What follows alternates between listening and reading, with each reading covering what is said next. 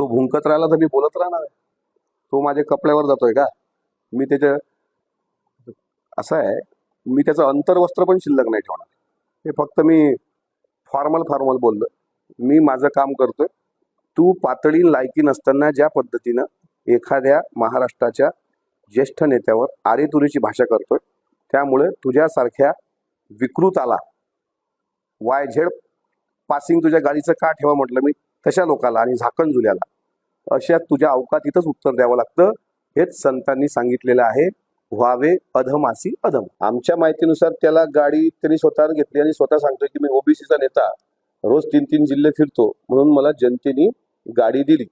आता ओबीसीचा नेता स्वतःला म्हणून घेणाऱ्या तो माझा त्याला साधा प्रश्न आहे का, तू ओबीसीचा नेता कधीपासून झाला?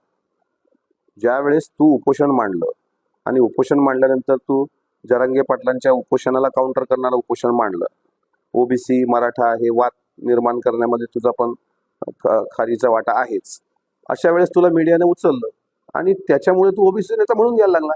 याच्यापूर्वी तू ओबीसी करता काय केलं सांग ना. म्हणजे नेत्याचे कोणते गुण आहेत? मी स्वतःला ओबीसीचा नेता म्हटलेला नाही.